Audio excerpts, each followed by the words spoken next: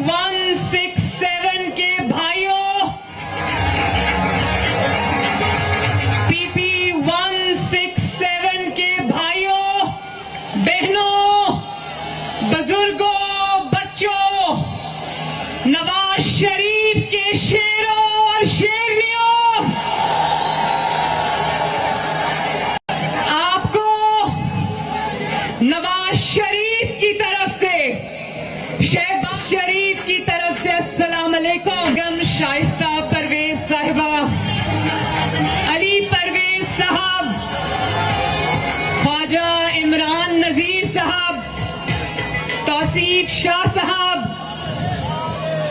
मियां सलीम साहब, रमजान भट्टी साहब, मियां मरगूब साहब, अफजल खोखर साहब और मेरे भाई शेर का कैंडिडेट नजीर चौहान साहब को मुबारकबाद देती हूं।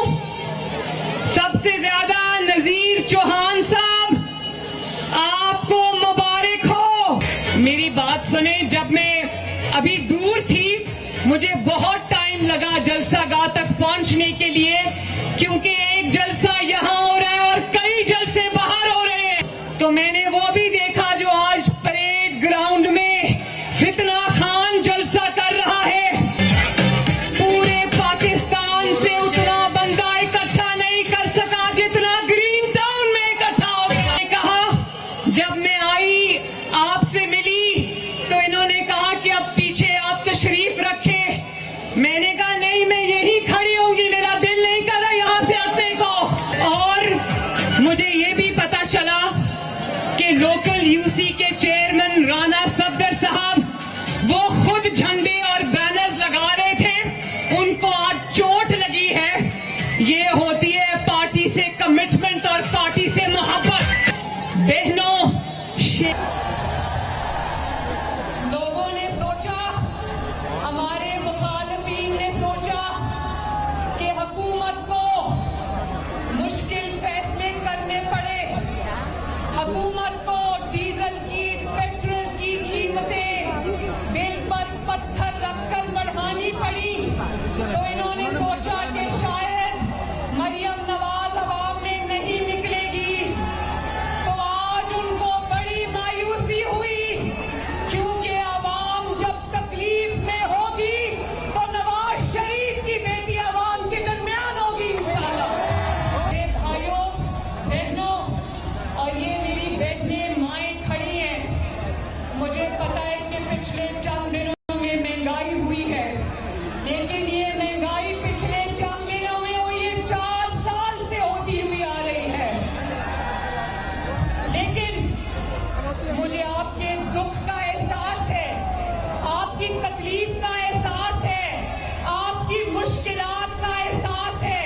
मैं ये नहीं कहूंगी, मेरा इतना पत्थर दिल नहीं है कि मैं कहूं कि मैं आलू प्याज के रेट पता करने नहीं आई। मैं आपको यकीन दिलाती हूं कि मैं आलू प्याज के रेट भी पता करने आई हूं। और आपकी तकदाम में जाना तो लोगों को कहना कि पिछले दिनों जो ऑयल की, डीजल की, पेट्रोल की कीमतें बढ़ाई हैं, नवाज शरीफ का दिल खून के आंसू होता है।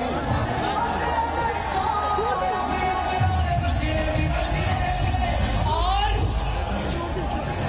अल्लाह की कसम, मैं अल्लाह की कसम खाकर कहती हूं कि ये मुश्किलात, ये जो मसाइल आपके लिए हैं, ये हमारे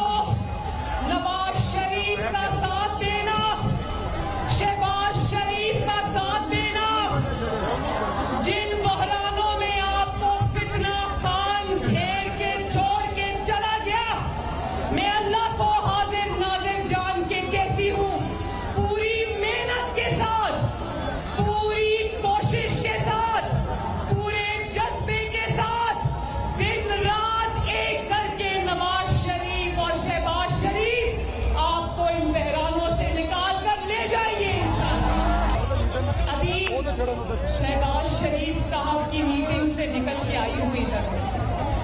शहबाज शरीफ साहब ने मुझे कहा, यकीन माने, उन्होंने मुझे कहा कि अगर बाहर की दुनिया में, इंटरनेशनल मार्केट में अगर $1 भी कीमत कम होती है ऑयल की, तो मैं 1 मिनट नहीं लगाऊंगा ऑयल की प्राइसेस नीचे लाने में।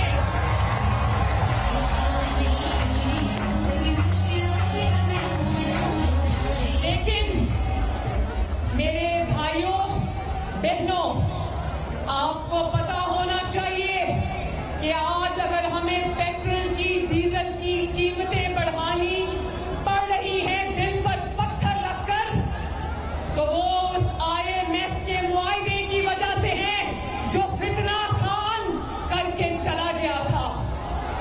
मुआहदा किया,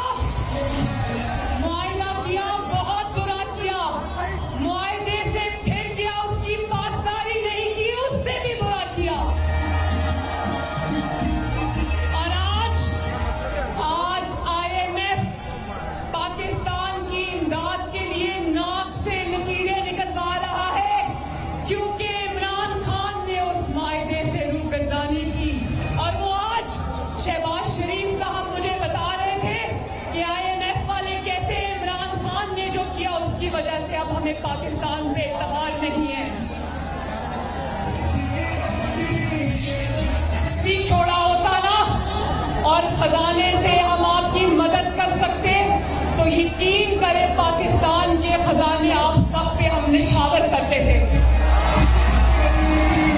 लेकिन बात घड़ी चोरी की, बात तोशाखाना चोरी की नहीं, बात वो चोरी और डाके की है जिसकी आदत फितना खान को पड़ चुकी है। और उसका हाथ जब पाकिस्तान के खजाने पर पड़ा, जब वो आपका मैंडेट चुराकर 2018 में पाकिस्तान पर मुसल्लत हो गया, तो फिर वो खजाने पर भी उसने हाथ साफ कर दिए।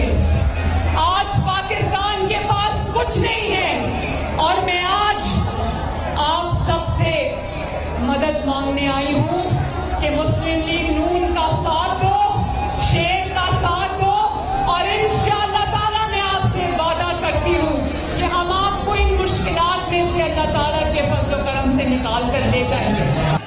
आज जगह जगह जाकर फितना खान अपनी हुकूमत के खात्मे का रोना रोता है। मुझे ये बताओ कि क्या पाकिस्तानी अवाम ने तुम्हें पाकिस्तान ठेके पर दिया हुआ था कि तुम लूटते रहते, बर्बादी करते रहते और लोग मुंह देखते रहते?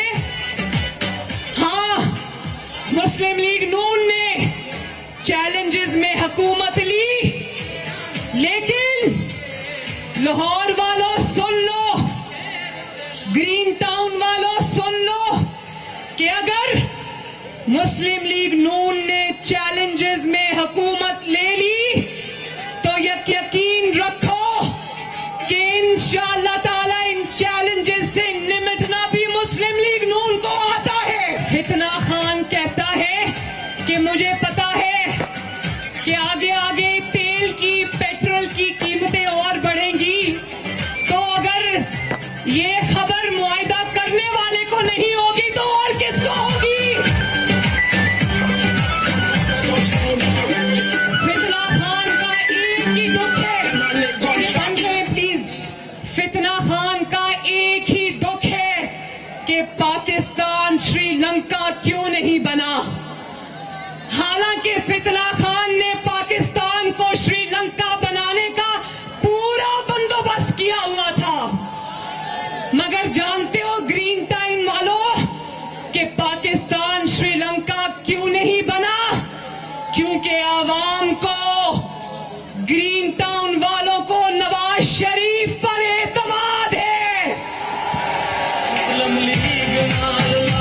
ग्रीन टाउन वालों को, पाकिस्तान वालों को एतमाद है शहबाज शरीफ पर, पाकिस्तान को एतमाद है, पंजाब को एतमाद है, लाहौर को एतमाद है, शेर पर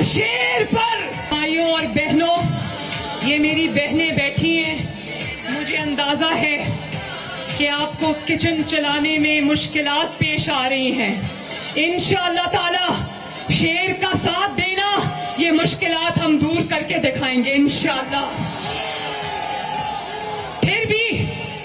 फिर भी मैं आपसे कहती हूं कि खाली खजाने के साथ शहबाज शरीफ ने सब्सिडी दी आटे पर, चीनी पर, दालों पर। शहबाज शरीफ ने सब्सिडी दी क्योंकि उनको पता था कि वो कहते थे कि कुछ भी हो जाए आटा महंगा नहीं करना, चीनी महंगी नहीं करनी, दालें महंगी नहीं करनी, क्योंकि गरीब के घर का चूल्हा बुझ जाएगा।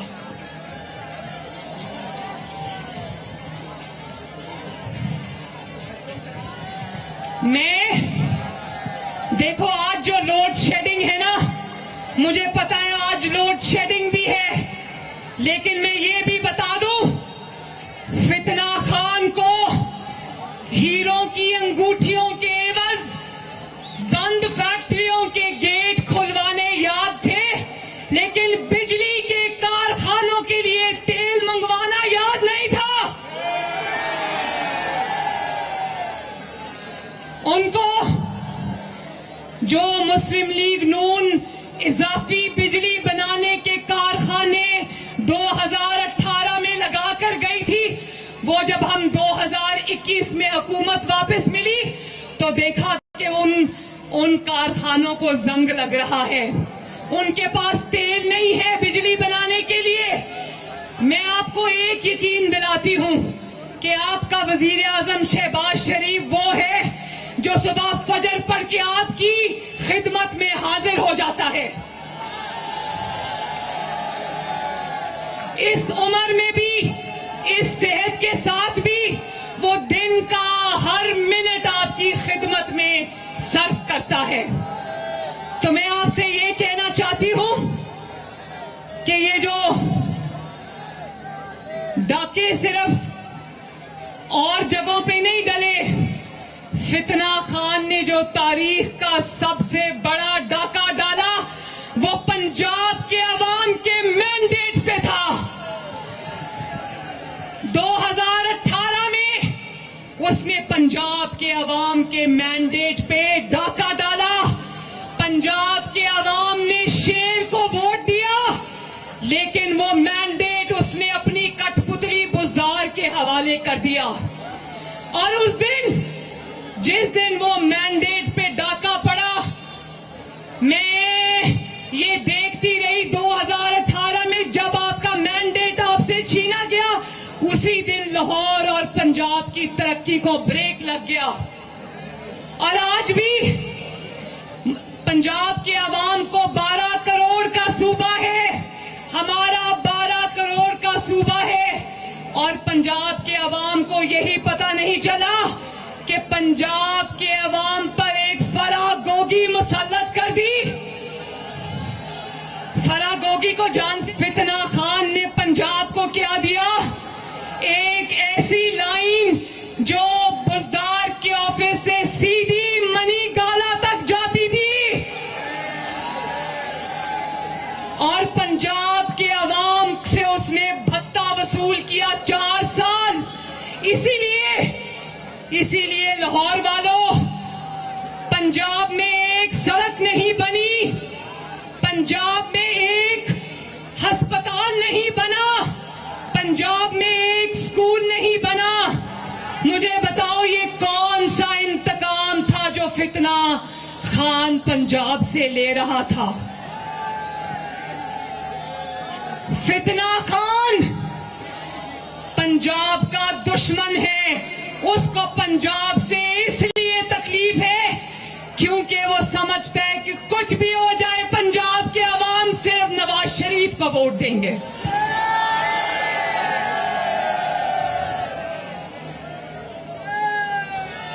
और मेरे भाइयों, एक बहुत जरूरी मैसेज है आपके लिए। देखो, आज इमरान खान को लोटे याद आ गए। जरा सुनना, हमारे उम्मीदवारों को कह रहा है कि ये पार्टी छोड़कर आए हैं, तो इमरान खान की जमात में से लोटों को निकाल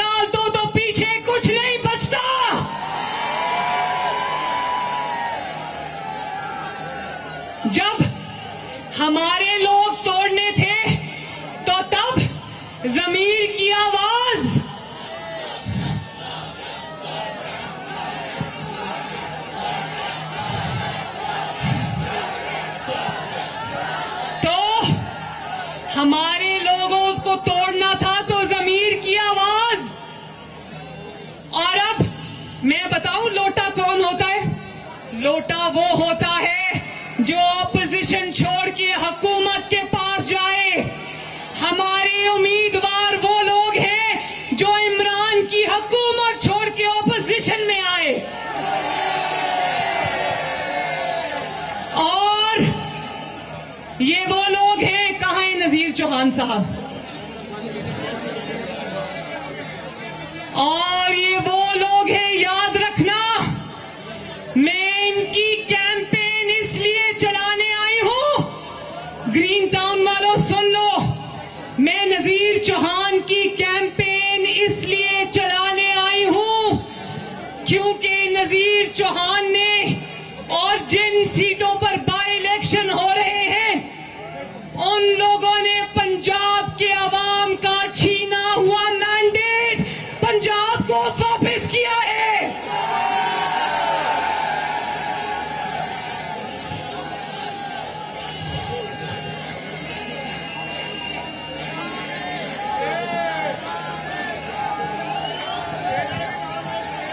और मैं इसके साथ साथ क्योंकि इन्होंने हमारी मदद की, फितना खान से पंजाब की जान छुड़ाने की, फराह गोगी से पंजाब की जान छुड़ाने की, पिंकी पीरनी के बच्चों से अवाम की जान छुड़ाने की। जानते हो, पिंकी पीरनी का बेटा इब्राहिम मानिका अरबपति हो गया पिछले 4 सालों में, क्योंकि जो भी टेंडर साइन होता था उसमें इब्राहिम मानिका का इतना बड़ा कमीशन जाता था। और ये सब पंजाब के अवाम का पैसा था, पंजाब के अवाम के दवाइयों का पैसा था, पंजाब के अवाम की रोटी का पैसा था, पंजाब के अवाम की सड़कों का पैसा था, पंजाब के अवाम के अस्पतालों का पैसा था। कहता था ये मेट्रो बस क्यों बनाई? मेट्रो बस बनाने से कौमें तरक्की नहीं करती। और खुद जब वजीर आजम हाउस से निकाला गया तो 15 करोड़ रुपए की आमद BMW अवाम के पैसे की लेकर चक्कर हो गया।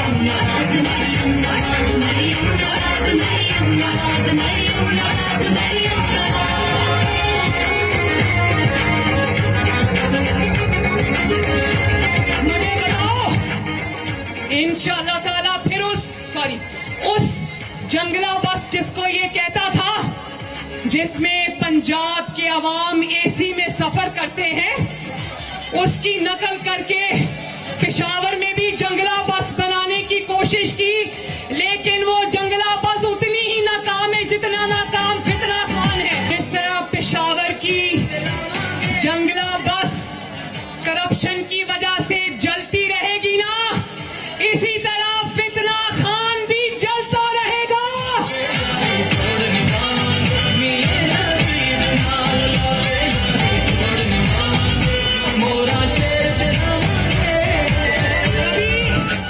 कभी राणा सलाउल्लाह से डर के पेशावर भाग जाता है, कभी पेशावर से इस्लामाबाद आता है, कभी जिस अदालत को कहता था 12 बजे अदालत के दरवाजे क्यों खुले, उसी अदालत का दरवाजा खटखटाता है, ईवानों से सड़क पे जाता है, सड़क से असेंबली में आता है, असेंबली से अदालत में जाता है। ये सारी जिंदगी ऐसे ही चक्कर लगाता रहेगा।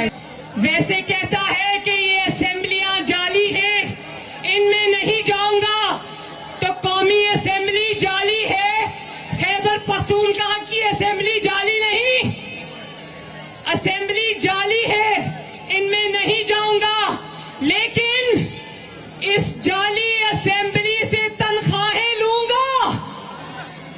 मैं ईसीपी से ये अर्ज करना चाहती हूं कि ईसीपी इस चीज का नोटिस ले कि जब इलेक्शन कैंपेन चलानी होती है उस वक्त कहता है मैंने इस्तीफा दे दिया, और जब तनख्वाहें लेने की बारी आती है तो वो इस्तीफा कहाँ है भाई?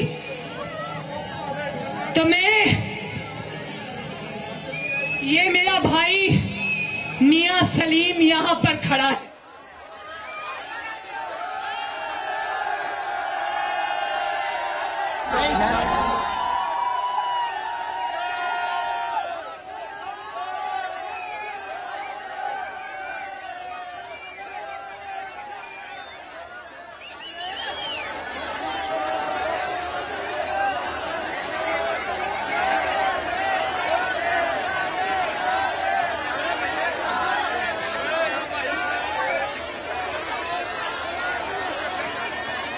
कि क्या मुस्लिम लीग नून वो जमात नहीं जिसने 2013 में 22 घंटे की लोड शेडिंग को खत्म करके दिखाया था? आवाज नहीं आई, हाथ उठा के बताओ। अगर मुस्लिम लीग नून ने तब 22 घंटे की लोड शेडिंग को खत्म किया था तो इंशाअल्लाह ताला भी खत्म करके दिखाएगी। हाथ उठाकर बताओ कि क्या नवाज शरीफ ने 2013 के इलेक्शन के बाद मुल्क में नई मोटरवेज का जाल नहीं बिछाया था? अगर बिछाया था तो इंशाअल्लाह ताला भी बिछाकर दिखाएंगे। क्या 2013 के बाद नवाज शरीफ ने महंगाई कम कर खत्म करके नहीं दिखाई दी? तो अब भी इंशाअल्लाह खत्म करके दिखाएंगे। क्या नवाज शरीफ ने पाकिस्तान को तरक्की नहीं दी थी? अगर दी थी तो यकीन रखना कि इंशाअल्लाह ताला अब भी पाकिस्तान की को तरक्की, अपनी कामयाबी पर मोहर लगाना, अपने फ्यूचर पर मोहर लगाना, अपनी जिंदगियों की आसानी पर मोहर लगाना, शेर पर मोहर लगाना और मेरे साथ नारा लगा दो। तो मैं मियां सलीम साहब की बात कर रही थी। अगर इन्होंने, जिनको हमने टिकट दिया है, इन्होंने पंजाब का मैंडेट पंजाब को वापस किया था, उसके बदले हमने इनसे कमिटमेंट की थी टिकट की। और मुस्लिम लीग नून कमिटमेंट, वादा निभाने वाली जमात है। लेकिन मैं मियां सलीम और इन जैसे हर उस शख्स की जिसने इनकी खातिर कुर्बानी दी, पंजाब के अवाम की खातिर कुर्बानी दी, मैंडेट की खातिर कुर्बानी दी, मैं इनको दोनों हाथों से सलूट करती हूं। और ये कह रहे हैं कि पीटीआई के जो लोग शामिल हुए हैं मुस्लिम लीग नून के साथ, तो मैं आपको अपने घर आने पर खुशामदेद कहती हूं। अल्लाह ताला आपका हामी और नासिर